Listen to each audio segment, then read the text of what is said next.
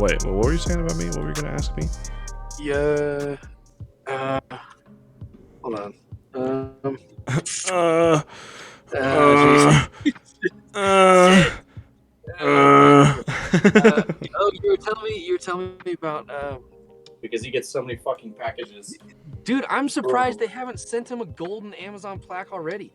Like, it's insane, bro. Like and the crazy thing about it too is like, Why does he order so much stuff? Hold on. Why does he order so much stuff? Dude, because he's the same way. He just sees shit and he's like, oh, I could probably get that on Amazon. And then he just orders 16 of them and they show up at his house all in like separate boxes. And I'm like, you're a fucking idiot. Shut up. Shut up, dude.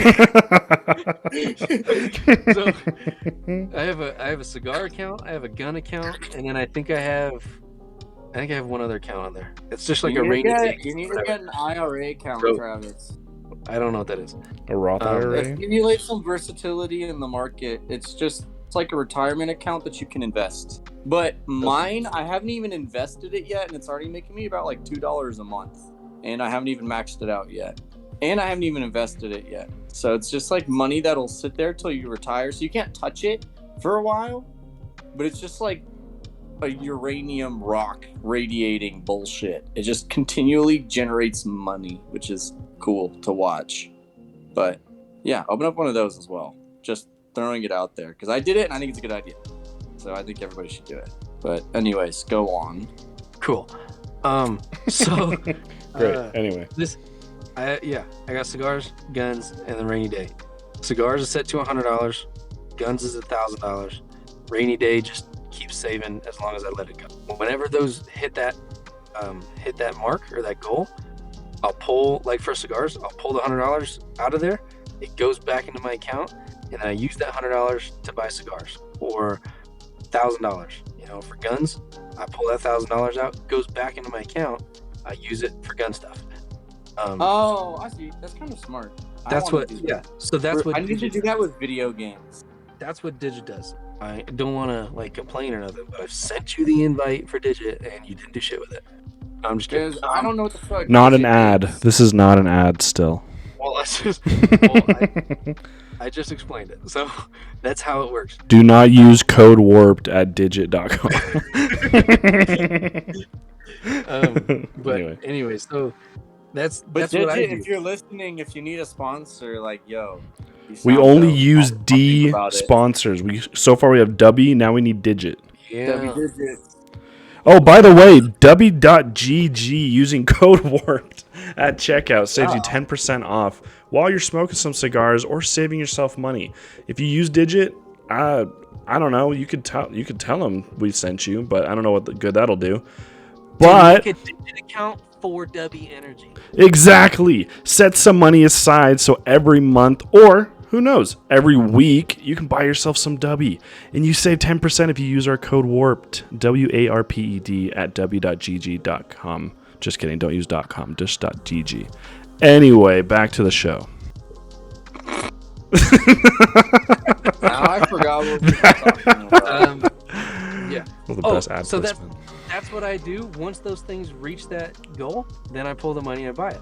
I don't buy little things here and there because I'm like, dude, why would I spend my money on like $2 and $3 things 18 times a week when I could just buy a bunch of it all at one time? And then I don't have 19 different things showing up during the week.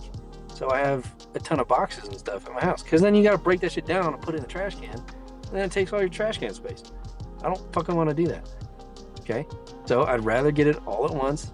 And then I just have it for like however long I have it for.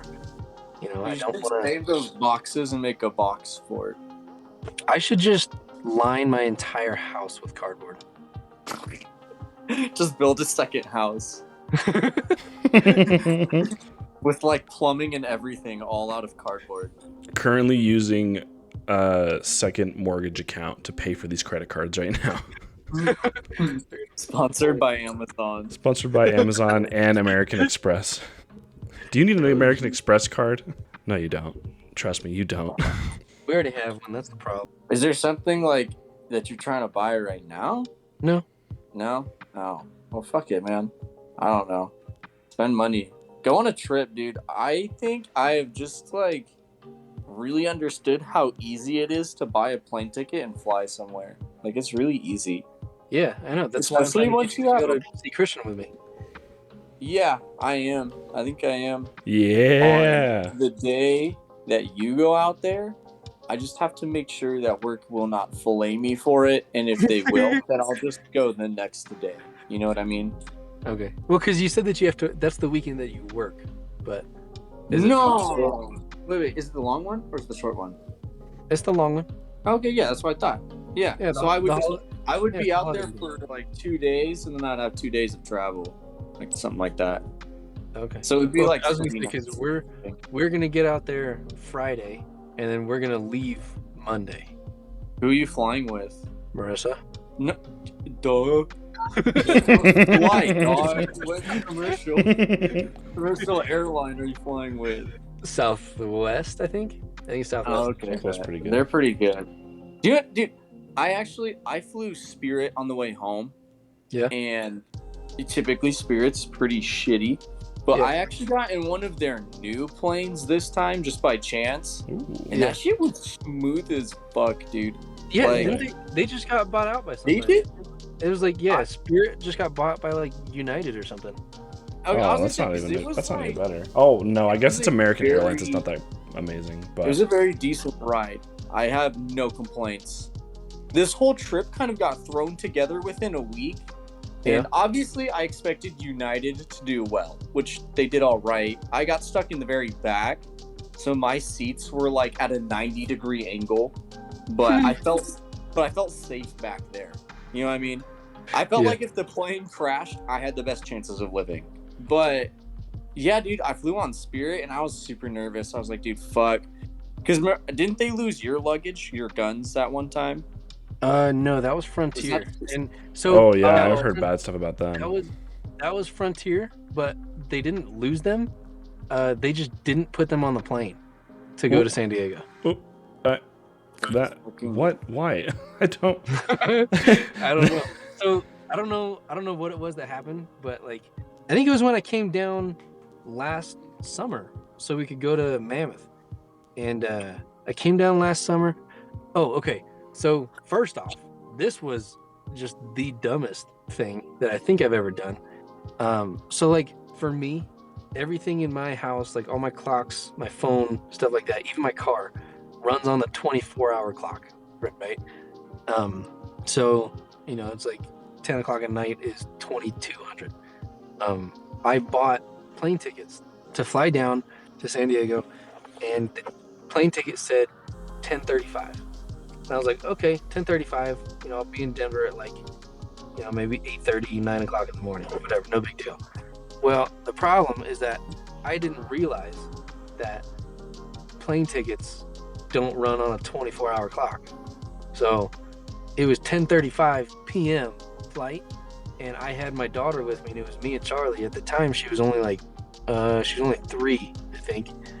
But so we're at the airport. We get there like 8:30 in the morning, and I'm going to check my bags in, and the kiosk keeps going like, it keeps saying you can't check in.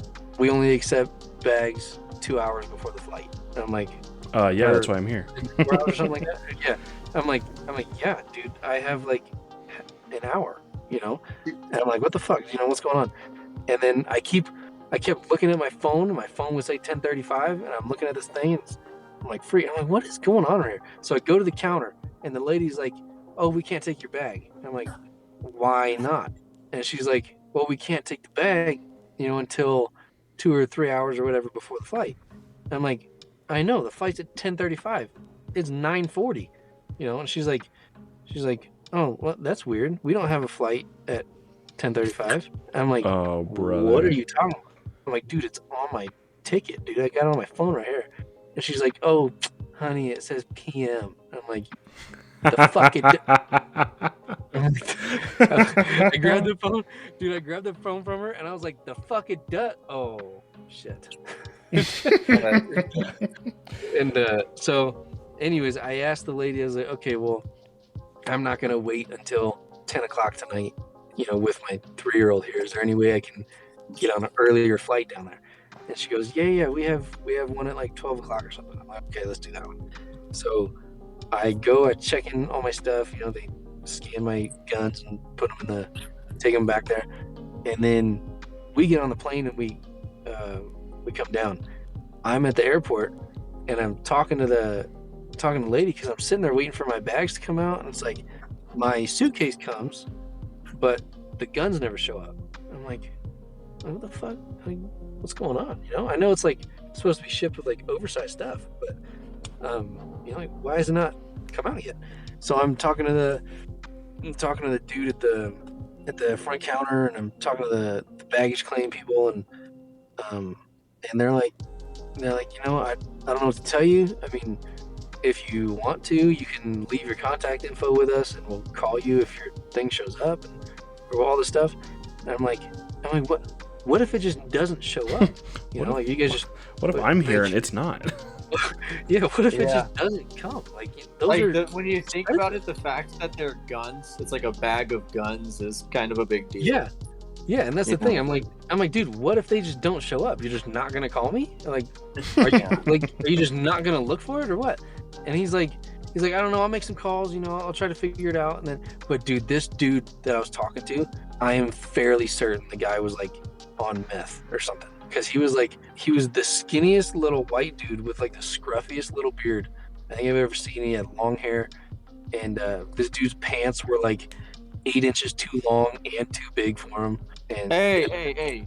But he got your guns though. no, he got it. did not. He did not. Somebody did. Oh, wait, hold on. I had to come Somebody back did. a day later. I came back a day later, and it was another guy, looked a lot better than the first guy, but he was like, you know what? Let me make some calls because you should not have been waiting this long. I'm like, I agree. It should have been here yesterday when I landed. Anyways, so he makes some calls, and he's like, oh, it turns out your guns never made it, or your case never made it on the plane. Oh, and I'm like, jeez. okay, so what? It's still sitting in Denver? He goes, yeah, they're still sitting in Denver with the oversized luggage waiting to get put on a plane. And I'm like, okay, so why have they not been put on a plane yet? You know, obviously I made it here. So people were like, oh, he probably just doesn't need these. We're not going to put him on a plane. And he was like, yeah, I don't know what they're doing over there. Denver's kind of a problem for us. Clearly. I was like, okay. So anyways, it was like, he was like, you know what? They're going to put it, I just talked to him. They're going to put it on the next flight out here. I was like, okay, well, when's the next flight? He's like, tonight at 12:30. I was like, oh my God. Okay. So that was when, I don't know, Troy, I think you were down because you were the one that ended me driving me back to get them, right? To pick them up. Did you ever see the Fiesta? Have I ever seen it? If you have, then probably so. No, you and I drove Dad's Traverse. Oh, fuck. Your dad drives Maybe I was a Chevy Traverse. Yeah. Yeah, It's dude, like a shout out. spaceship. I feel like I'm in the Millennium Falcon in there. Really? Or like one of those shuttles. Yeah. It's just very like luxurious. My car's not very luxurious. It's very small. Oh, but- boys. My car's very luxurious. My back seats have heated seats, let me tell you. Yo. Never going to be using those, but, you know, they have them. No, but I had something similar. So, I mean, it's a lot more like I was the problem when flying home. So when I came home from Brazil, I made it to my first flight, totally fine, whatever. But the second flight, I had like a 3-hour layover wherever I went. Or like, oh, no. It was a 3... Yeah, so from the time that I landed, I had 3 hours to go. But for some reason, when you're going from a domestic flight in Brazil, you have to pick up your bags again and then take them to the flight that's your international flight, like you're going across the country. So you have to recheck them in. And I didn't know that. So I found that out like maybe 30 minutes after I'd got there. So I was like, oh crap, okay. So I went and did that, and I'm like, oh, okay, I still have 2 hours according to my ticket. And so I went to McDonald's because I was like, when am I gonna have Brazilian McDonald's again? So I'm there. I'm getting What the fuck do you think is special about Brazilian McDonald's? Dude, Is they there got any some- different? Yeah, they got some different stuff. Their cheddar cheese Oh, is like really? spray on cheese. It's kind of weird. What? Yeah, What? it's like imagine Spray on like cheese? yeah. So like that cheese that you get out of the thing that people put in their mouth. yeah. Yeah, so it's that kinda so sounds it's bomb, dude. yeah, it's similar to that. It's not exactly that, but it's similar to that. Okay. Like imagine Yeah, like that sounds cream bomb. cheese, but in like a frosting bag, and it's cheddar cheese. It's pretty all right. They'd put that on pizza and stuff too. It's pretty good. Anyway, Yeah. so I'm like, when am I gonna have that again? So I decide, you know what? I'm gonna have just one final quarter pounder with that cheddar cheese, and I'm gonna be on my way. So what I didn't know is that there's a second freaking line that you have to get into to fly internationally to check in all of your stuff again. So I check in all my stuff, go to McDonald's, order a sandwich, and by that point, I still have like an hour left until my flight leaves. Now keep in mind, an hour left until my flight leaves. So I grab my sandwich, I go around the corner, and I have to go through all like the metal detectors again, go through like check all my stuff again, and I look at my ticket as I'm pulling stuff out of my pockets, and it says that the door closes 30 minutes before flight. I have 15 minutes to get to the other side of this airport. I literally just threw everything like into the bins. I am hauling down these hallways, and I just hear Joseph Hill, Joseph Hill. If there is a Joseph Hill, we are waiting for you at whatever gate it was, whatever tarmac they were sitting on. I was like, ah! Just running, just freaking out, just hustling all the way over there. And it was literally right on the dot when they were about to close the door that I get there, and they're like, "Oh my gosh, are you okay? Is everything okay?" I'm just like speaking to them in Portuguese because I mean I lived there for a little bit, so you know you have to learn. And I sit down, and you know, going out to Brazil as a missionary for the church, who do I sit next to but a freaking evangelist pastor? I'm like, you gotta be kidding me. I'm late to my flight because of a McDonald's sandwich, and they put me next to an evangelica freaking pastor, dude. Come on. Oh my gosh. It was so nutty. You talked to him because you know what he was. Yeah, well, Did you talk to him? so I didn't realize that that's what he was doing, because like pastors outside of our church, it's like they kind of just wear whatever for the most part. So I was like, "Oh, where are you flying to?" And oh no, it was a she, Pastora. So she was flying to Boston. And I'm like, "Oh, Boston," because in Brazilians only know about two places in the U.S. It's Boston and Florida. Those are the only two places that they know about. Outside of that, it's like Hollywood, like you know, basic stuff that everyone knows anyway. And she's like, "Yeah, I'm going to be going and teaching for my church." I'm like, "Oh my gosh, it is just my luck to be sitting right next to you." I'm like, "Come on." Dude, I'm surprised you even took the time to talk to anyone. When I get on the airplane, I put my headphones on. I was kind of rude this time. I was super tired, and some lady was trying to talk to me, and I didn't really care, so I was just like, that's nice. And then I put my headphones in, cool. and she just kind of looked away. But I don't talk to anybody when I get on the plane. Well, I mean, for me, I spent 2 years just like talking to people on the street. So like I just kind of had that mentality. Even like when I came home for like over a month, I would just talk to everybody. It was weird. But the next part, so fly 8.5, 9 hours to JFK up in New York. You don't make any type of joke at this airport. They do not mess around. You know, like the little badge that the LDS missionaries wear? Mm-hmm. I go over to the part where they are like going through like the sensors and stuff. They had me take that off so they can look inside of it to make sure there's no like drugs or anything in there. That's how insane this place is. So I'm going through customs, and the guy is like, "Hey, do you have anything to declare?" And I was like, "I do declare that I'm home." Dude, he didn't take that. He didn't like that. He did not like that joke. He was like, "Sir, that is not funny. Do you have anything to declare?" I'm like, "Please don't kick me off the plane. I'm fine. Nope, I don't have anything. I'm so sorry." I felt so bad. He's gonna just eject you out of the side mid-flight. Literally. "I do declare you've been ejected from this flight, good sir." Yeah, that would have been so sad. Did you know that they did a test? I think now it's around 2 years ago, but like they'll do tests on the TSA where they'll run weapons and fake drugs through just to see if they'll pass it. And they failed 97% of the time. 97%. I thought it was 70%. No, it was in the 90s. That's sad. At least from what I remember. And yet they get upset because I accidentally snuck. I didn't sneak it through, but I accidentally brought through a little bottle of naked juice with me, and they were like, "What is this?" And I'm like, "Okay, but you didn't see freaking Eduardo over there with a gun? Just he has it holstered. Come on, there's no way." Yeah, I take smokes like every time. I never get stopped. Really? I don't think they check very well. Yeah. Interesting. I also think that e-cigarettes are like kind of a different brand. Like they don't really compare it to like smoking, so it has a little more leeway. But yeah, I always get worried.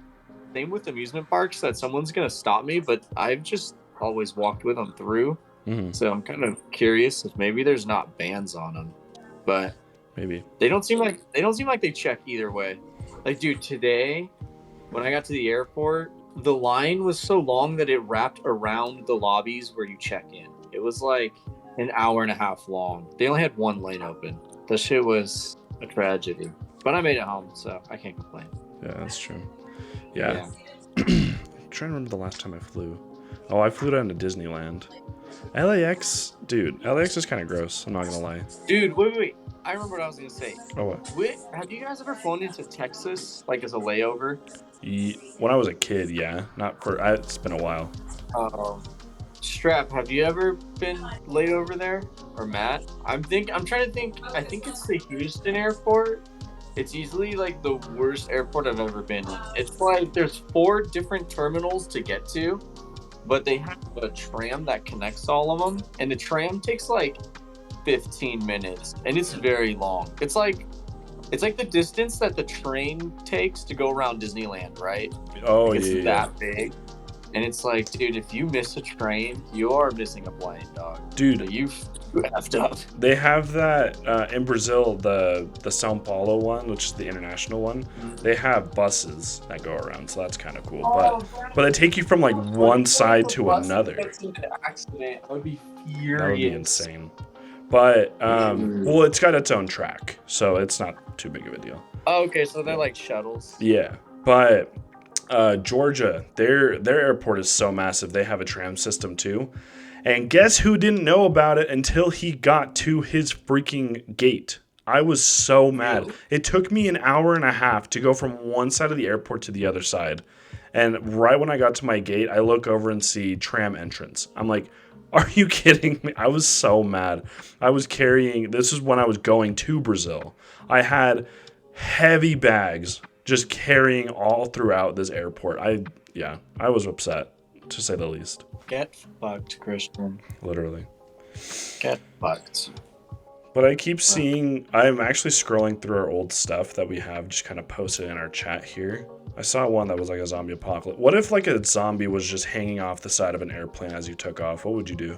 Watch it shredded into itty bitty pieces, because that shit goes fast as fuck, dude.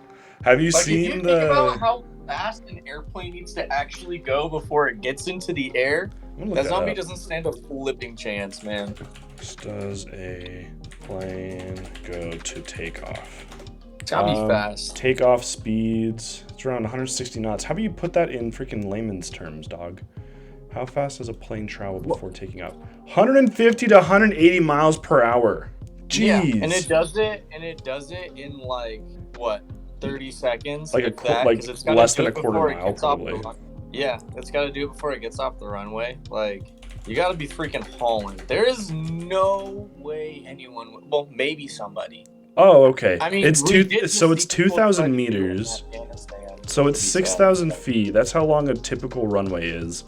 But think about like if they had to like get up off the air like 800 to 1,000 miles before. That's a mile long. So I guess that makes a little bit more sense. No. Do you know what's even scarier than that? Do you be even worse? What if you got into the air and then one of the passengers turned into a zombie. Oh no, dude! Like, Isn't there a movie about that? Probably, There's gotta but be. I would look over the sides of the plane, and you're so high in the air. Like, if I wasn't asleep, I think I'd be panicking. Mm-hmm. You have to really trust the equipment. Like, I would just be thinking, like, dude, if a wing falls off, how long would I actually be free falling before I hit the water? Oh, You know what I mean? World War Z. It happened on World War Z, where the freaking people are just like fighting in the back. They're like punching the luggage in the back. Have you ever seen that movie? No, I haven't seen World War Z, but I've heard good things about it. I mean, I liked it. It's a different take on zombies. That's pretty cool. Don't they like sprint and they're superhuman and things like that? Yeah, and like spoiler alerts, of course. They like their main weakness is like disease. So like if like they sense that someone has like cancer or something, they'll just skip over that person basically.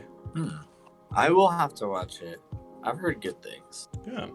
Yeah, I liked it. It was good. But yeah, oh my gosh, I would literally like I don't even know what I would do, because anything you do depressurizing a freaking plane, I can't even imagine like when people like open up the door to like jump out, that has to be so heavy, unless like when you push it, it just rips it off. Like I don't even know. I couldn't even imagine that. That would be some force to be able to take off that door to like jump out. Well, would you if you had the parachute, would you try to like make a break for the parachute and jump off?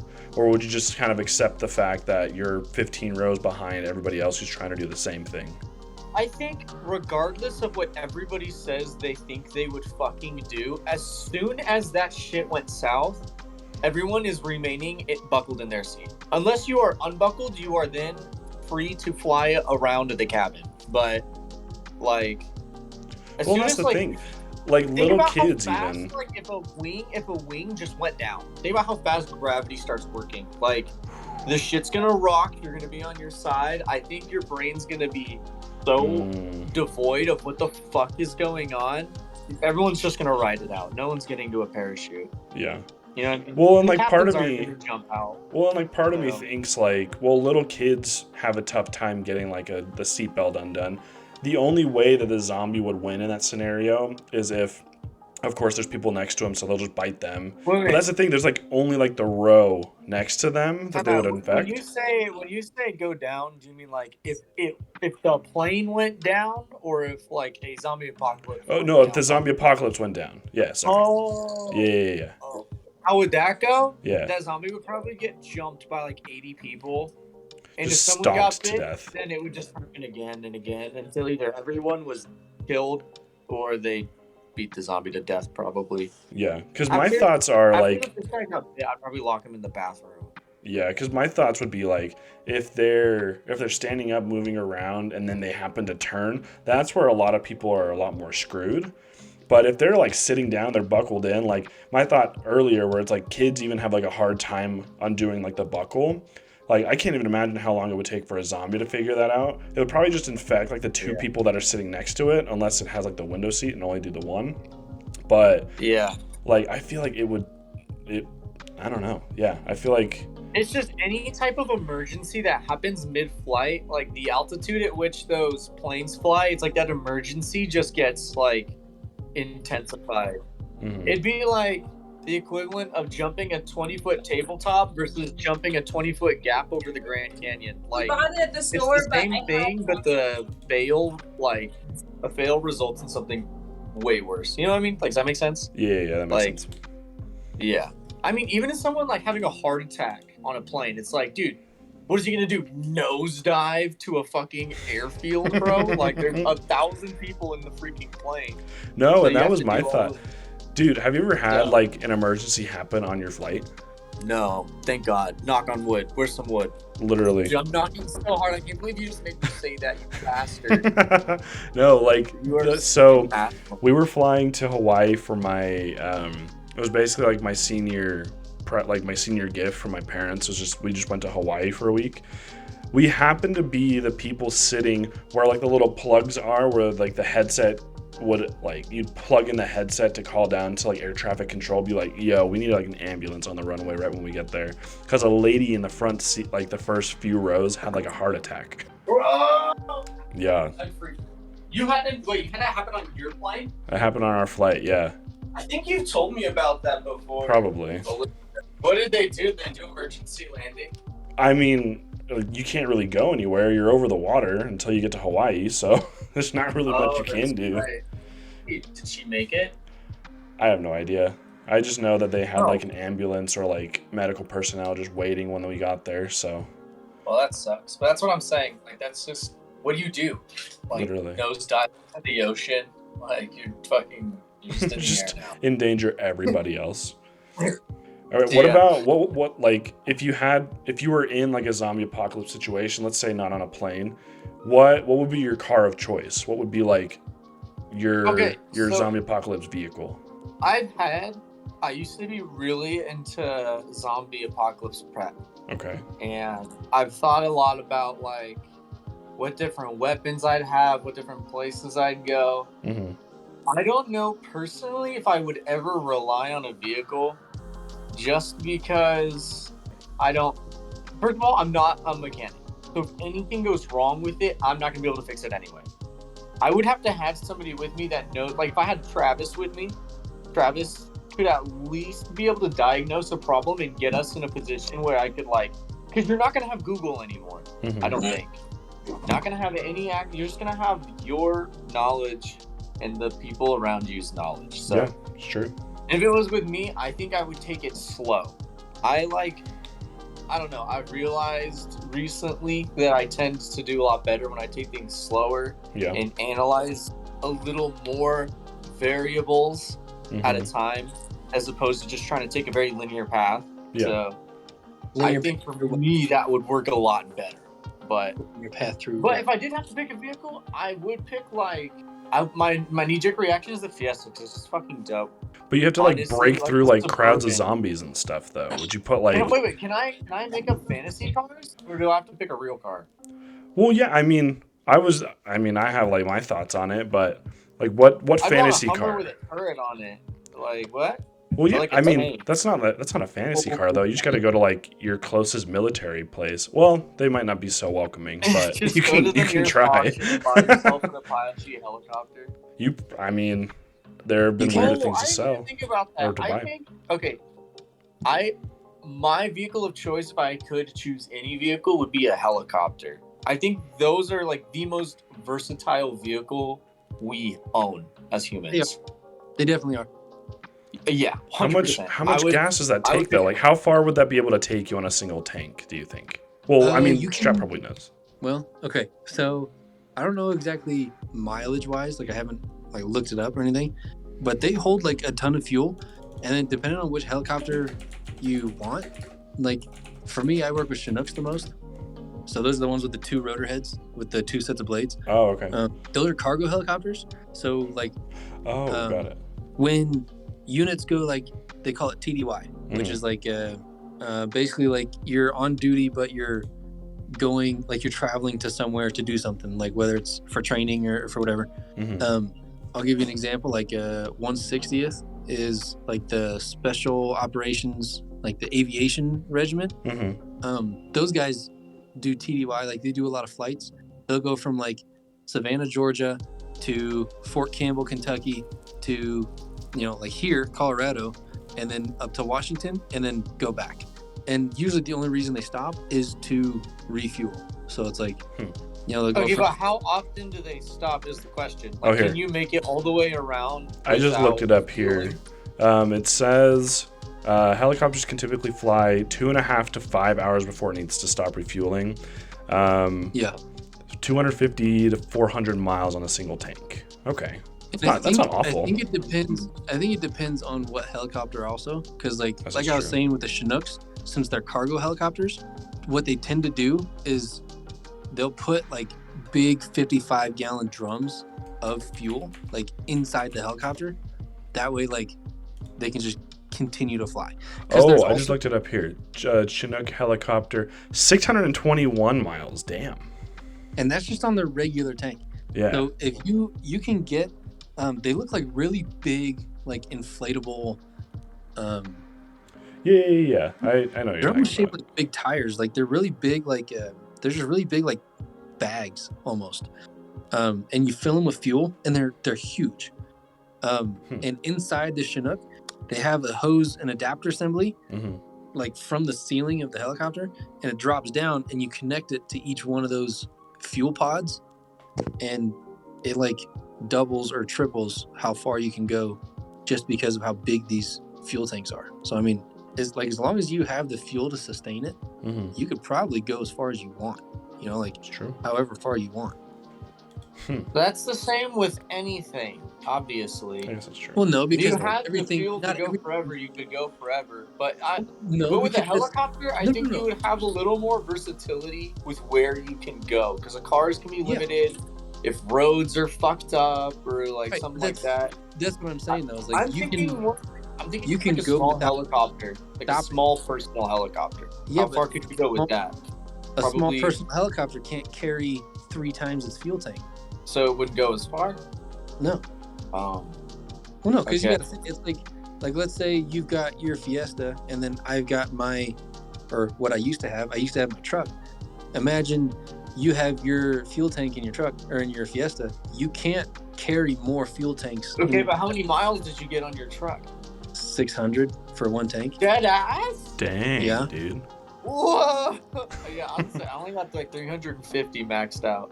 Well, Max yeah, but the size thing is, like, 350. I also had a 35-gallon tank. You probably have something a lot smaller. I have a 10-gallon, I think. I've got I I have an 18-gallon in my I've- car, which is surprising.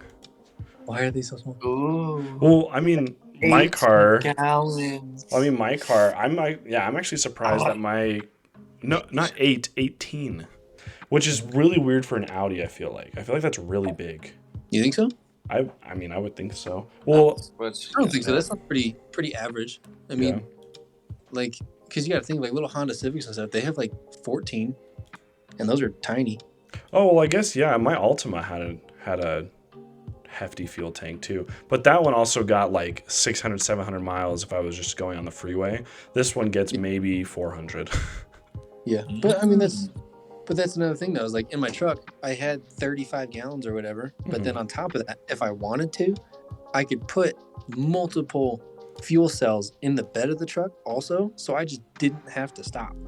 You know? Oh like, yeah, I kind of could- like the people that do the what is that called? Like the race across the country, and like modified cars. They try to go as fast as they can across the country. What is that called? like across the United States. Yeah, Speed running. Speed running. speed. I mean, I would assume. What is it called? It's like a bomber, like something. I didn't know that was a thing, like in the United States. Yeah. Well, I mean, you have to have like radars and stuff, so then you can kind of go under, like, not be pulled over at all. This is if you're Yeah. not pulled over at all, too. That's what I was gonna say. I was gonna say like you kind of have like speed limits and stuff here. Yeah. So there's like a name for it. It's like something that a lot of like car enthusiasts will do.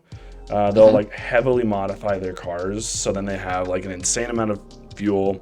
They'll have just like kind of like the water button that like a lot of race car drivers will use in their helmets. They'll just have that. They'll have like built-in like toilets, like toilet system, like all of that, so then they can just zoom across the country. I think someone's done it. I think someone's broke a day before, where they just drive straight across the country from, I want to say it's like New York or something, all the way to California. And yeah, I think someone broke a day. I think it's like 23 hours or something. Damn, that's crazy, bro. I'm just trying to think because like if I had to drive somewhere that was like 23 hours, I'd probably stop and make it like a 3-day trip. Yeah. The Cannonball Run, that's what it's called. Oh, okay. Oh, okay. So the quickest, oh, never mind, I was wrong. The quickest is 27 hours and 25 minutes. But still, dude, you gotta That's imagine fast. not standing for 27 hours. It's true. Well, I mean, Just- of course, they probably do have to stop at some point. Are you talking about the Baja 1000? No, No, that's in Mexico. no, that's Mexico. No, but dude, like I'm trying to imagine, you would have to have like a co-pilot and And very nice Like, set of cool- ass a what? Nothing. Whoa. Okay. So this one right here. So they used a heavily prepared Mercedes-Benz E63 AMG with upgrades to the exhaust and engines, 2 turbochargers producing 800 horsepower. Their average miles per hour was 103, and their highest was 193. Nice, dude. Dang. What are those? What is that thing that Patrick has on SpongeBob where he like puts it between his butt cheeks and he squeezes? Dude, that's the iron butt. The iron butt. You But have to the be steel. you have to be proficient in the iron butt before you sit that long in the car. Well, I'm just trying to imagine, like, I'm trying to imagine a way to do this with, like, without stopping. Because obviously you have to, like, go to the bathroom. So, like, you'd have to have, like, a co-pilot. Well, I say you have to. You really Oh do. yeah, this guy drove But with I'm somebody. just Looks imagining- like. You've been on a road trip before. You know what you do. You pull out the 2-liter, you drain it with, you chug it, and then you fill it, and then you What if- throw it. What if you got to poop?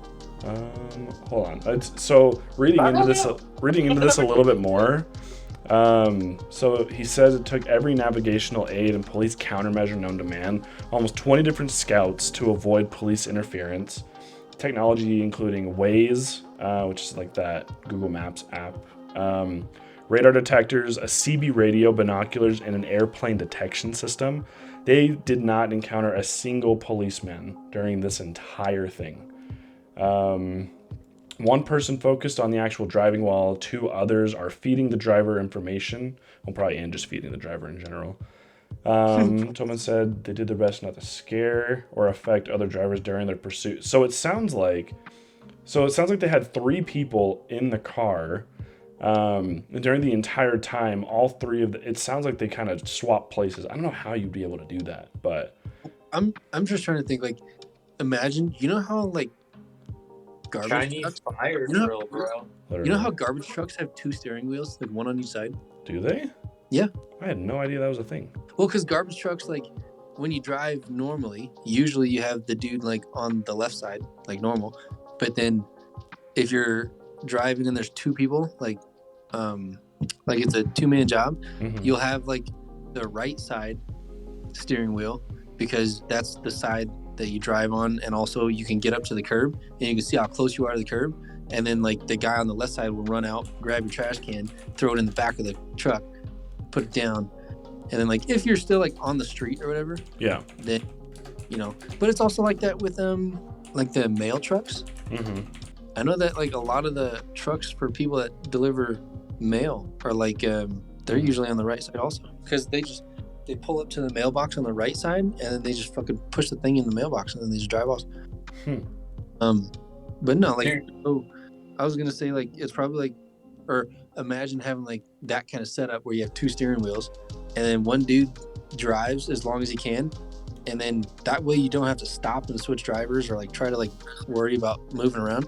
The other guy, like the co-pilot, just takes over, Mm-hmm. and then the guy that was, the other guy was just, imagine there's just, like, a hole in the middle of the seat and it just goes to the, like, the To street, the street. and you just, like, poop in the seat and it just drops I straight in would the street. I would imagine the guy had like a catheter or something. For both, like, Yeah, I could see that. Like them having a catheter or, Yeah, some sort of apparatus like a poop catheter. That'd be so gross. It's like a poop cannon. You just boom every single time you need to go to the bathroom. That'd be pretty funny. Not gonna lie. imagine there is no floor, like, under your seat. Mhm. So when you poop, it just hits the street and then you just leave it behind. You just dust it. Yeah, I mean I could see that. Oh my gosh. It'd be Okay. like that. This person right here. Oh, I get. Why do they give me the other one?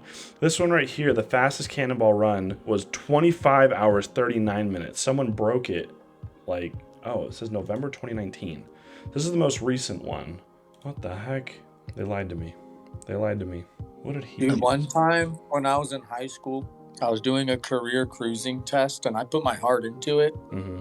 And my number 1 recommended job was a garbage man. And I don't think I've ever been roasted so hard in my life. I was so deeply offended by that because I tried really hard on that test and Yeah. it was like waste management. I was like, dude, fuck you. What if, like, waste management involves a lot of different stuff? Like, what if it was like No. hazardous material, like, management? I mean, maybe. I don't know. I think I remember reading into it and it was a garbage man.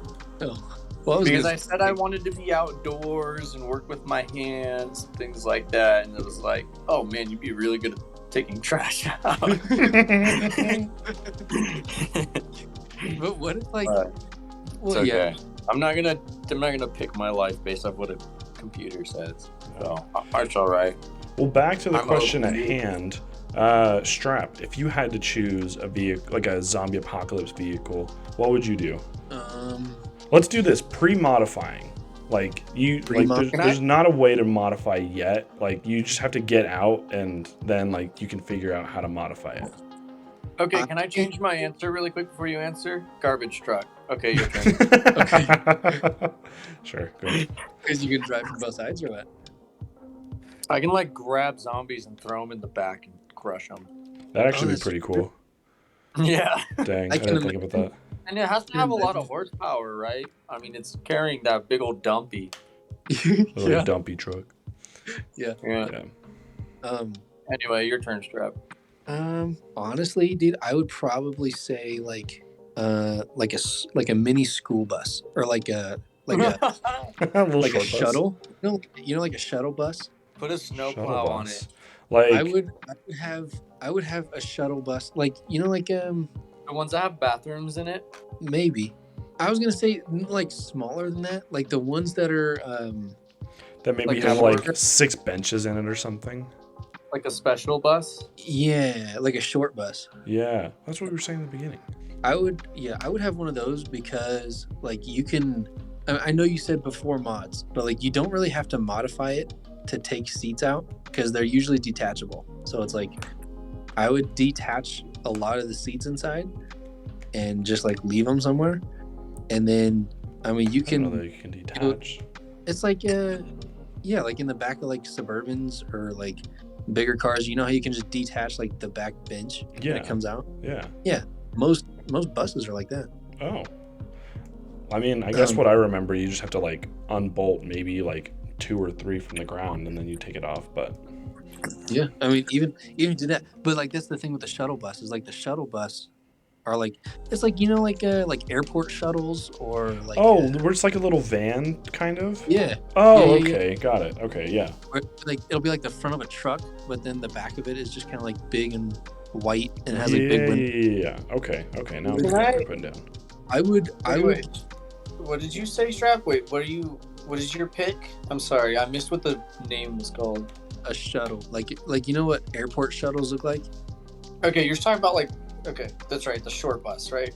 Yeah, And you're yeah. just saying that you can like kind of modify it, but not modify it. Well, yeah. So like without spending any money, you can take all of the back seats out, and then you have like all of that room, so you can put like your bedding in there. You can put like whatever storage for like supplies and stuff. But then also like if something happens, like let's say you're sleeping and somehow something or someone gets inside, you have a lot of room to like maneuver inside, so you don't have to go outside and expose yourself to like either other dangers or threats outside. I mean, you can take care of business like inside, and not be like confined to like inside of a car trying to move around like car seats and stuff. What do you guys think is the most devastating vehicle we have ever created, even in fiction? Like Like devastating the Death how? Star, like just destruction, damage. Oh, Like the okay. Death Star did like whole planets. Yeah, Oh, but like it had the Hindenburg. design flaw. The Hindenburg. Dude, if it wasn't for the Oh, Hindenburg, we would be man. flying in blimps. Come on. That was like they used helium and it exploded in a ball of fire. Now there's maybe 7 blimps across the world. Ridiculous. I would say like an AC-130 or like an A-10 Warthog or like because those dude, you got to think, dude, those gunships are like so high in the air, and they have so many guns around them. They're just nasty. The But bullets then that I guess- come off of those guns aren't they like 50 caliber or even bigger than that? No, they're way bigger than that.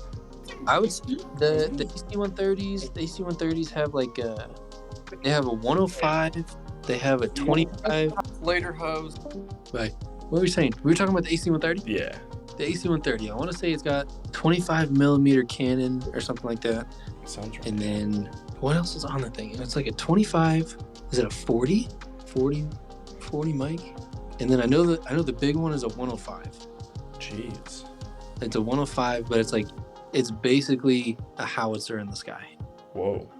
Because a 105 is like the smaller average howitzer that field artillery uses. They Oh, use Okay. they use a 105 and then I think a 125, Mm-hmm.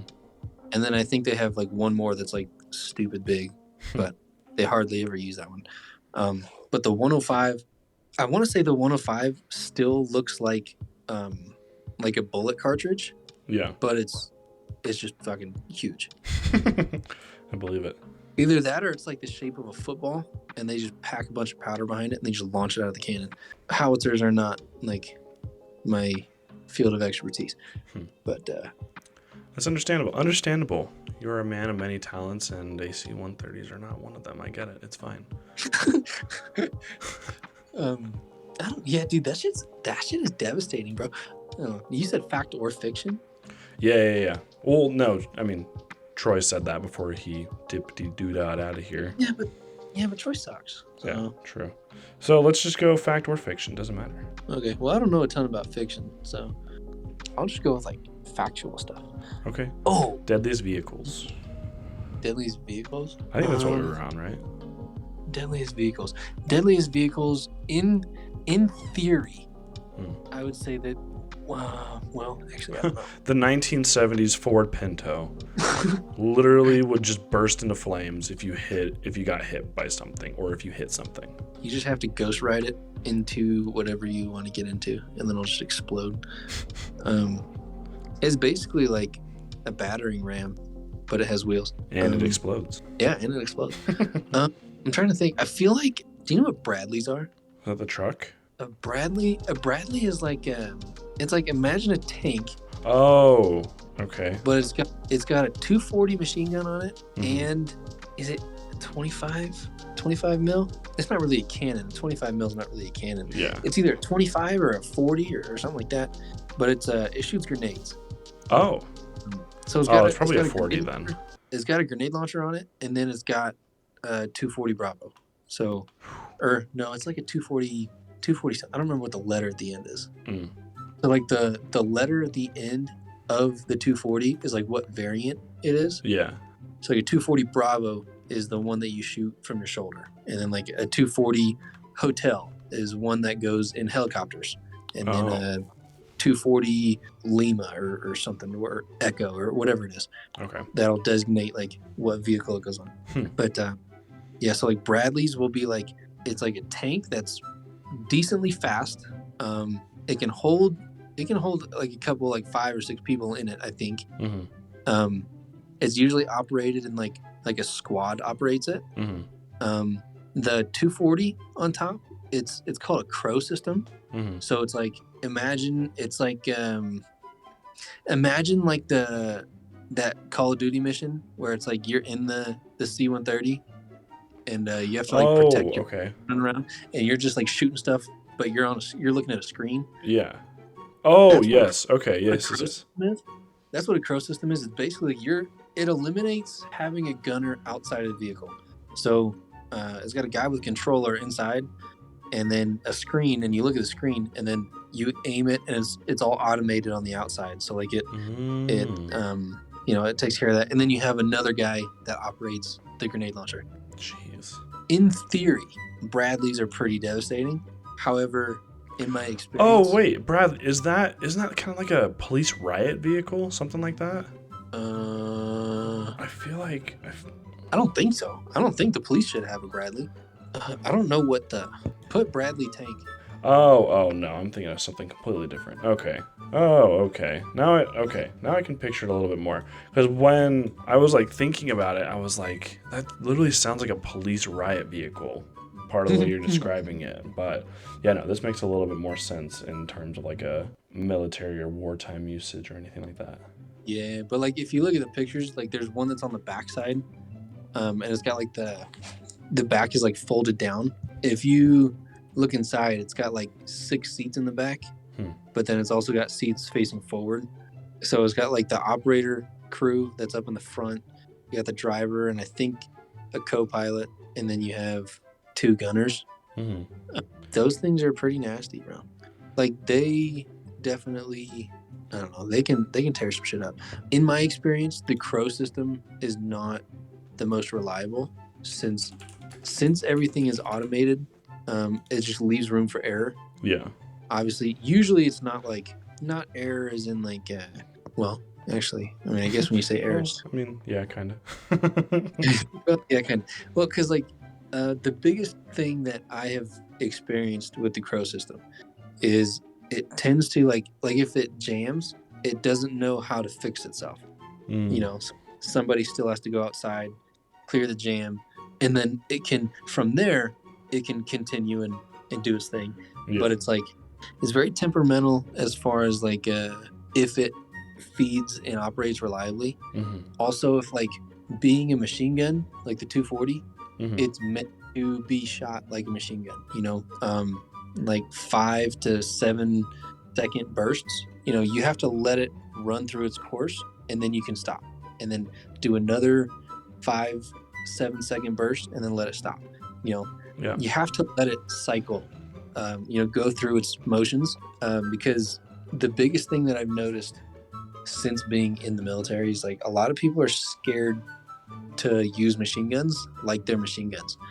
They either try to be as accurate as possible, so it's they don't shoot very many. They'll shoot 1 or 2 rounds, maybe 3, Mhm. and then they'll try to or they're just scared to really let it rip. If you ever for some reason got the chance, when you shoot a machine gun, they're not accurate weapons. They're not Yeah. meant to be precise. They're meant to pretty much cover an entire area. So you pretty much just rain bullets in a general direction, and then because usually automatic fire is used for suppression. It's not meant for accuracy or precision. Okay. With the Crow system, when people do that, they shoot 1, 2, maybe 3 rounds. Mhm. It doesn't have that time to catch up with itself, so it tends to trip a lot. Oh, got it. So that's a big problem with the Crow system. It can't fix itself, Mhm. but 2, it's also an operator issue. So I just think that in theory it's a great idea, but once you go out and you actually put it to use, that's when you tend to see the design flaws. As long as you have somebody that knows how to, who knows what they're doing. I mean, I would say the Bradley's fucking phenomenal. And an absolute destroyer at that. Yeah, honestly. We'll just have to go for a ride in a tank at some point, Yeah, we'll figure it out. Yeah. I mean, I have to find out when I can ride in a tank. Have you never ridden? I mean, I feel like you probably have just once though, right? No. So What? yeah, when you're in the Army, and I'm sure every other branch is like this. When whatever job you choose, you are pretty confined to whatever that job entails. So Interesting. for me being in aviation, all I do really is fly in helicopters and fix helicopters and do stuff like that. All the other stuff that I've done in the military is because I happen to get a chance to go out and do it. But you have, let's say we're gonna split up what your military post is for army bases. You have the entire division, which is all of one post. So Fort Carson, they are 4th Infantry Division. Mm-hmm. That covers all of Fort Carson. Every different type of job is split into brigades. So you have aviation brigade, Mm-hmm. you have artillery brigade, you have infantry brigade, stuff like that. So I guess you could say every type of job or job field is split into a brigade, and then inside of each brigade you have individual units. So like in the aviation brigade, you'll have 3 or 4 aviation units, and each of those units is in charge of something different. Mm-hmm. You'll have drones, and you have Chinooks, and then you have Blackhawks, and then you'll have Apaches. Each of those is its own unit. And then you'll have infantry brigades. You'll have different infantry units. Usually combat MOSs. Mm-hmm. You'll have a lot of combat jobs will be lumped into an infantry brigade. Yeah. But you'll have your basic infantry guys, you'll have your mortar guys, you'll have your combat engineers, or like whatever it may be. But each one of those units is allowed to have different types of vehicles. So like infantry, those guys will have like Bradleys or Strikers or whatever stuff like that. And then artillery will have like the big LMTVs. LMTVs are like the big cargo trucks, and then a couple Humvees. But like the big cargo trucks are what pull around the howitzers, because the howitzers are on trailers. Yeah. And you'll have your aviation units. Most of them usually have like a couple Humvees, a couple LMTVs, and that's just for moving people. People, supplies, stuff like that. Yeah. And then, but yeah, so like infantry brigades and tanker brigades, striker brigades, or whatever, all they are, those guys are given, those are the only people that are given Bradleys, or the only people that are given Strikers, stuff like that. Everybody else just gets like your standard Humvee or LMTV. Yeah. Yeah, so like as far as aviation goes, we would never have anything to do with a Striker or a Bradley or anything like that. We would never even get the chance to see one. Not really see it, because you see it all the time. But like you would never get the chance to ride inside of one. A little go more on like like experience it, basically. Yeah. You would never do anything with that. So. Got it. But you deal with mostly aviation, so it's a lot more like helicopters and stuff. Is it primarily helicopters with what you're working with, or is it more like you also get to work on like planes and stuff too? No, for the Army, we only use helicopters. Got it. The only time the Army uses like fixed wing airplanes is I think like for cargo, right? Not even for that. It would be flying people around. So like if you had like let's say you had like some super high ranking general or something. Yeah. And he was like, "Hey, I've got a meeting at some other base or something." He would get in the designated airplane, and then he would fly to whatever base it is. He would have his meetings. He would go do whatever he's got to do, and they fly. Every post usually has like one or two of those planes. Yeah. Just so they can fly like generals around. Only generals. Yeah. Everybody else, bitches. Like nobody else really has to go anywhere. So. That's fair. Well, dude, I did hear that your food just got here, so I don't want to hold you up. It did. Bro, what'd you get? Pizza. Pizza. Yo. Dude, go destroy that pizza. Everybody at home, go destroy some W Energy using code WARPED at w.gg. Get yourself some energy. Get yourself some pizza for a good night out. Thank you guys so much for listening. If you guys want to hear more about Straps, like military stuff, we can literally just do a whole episode on just like any type of military stuff he's done. He's gone to like Korea. Yeah, he's got some crazy stuff to talk about. So let us know if that's one thing you guys want us to dive into a little bit more. And we'll see you guys in the next one. See ya. See ya.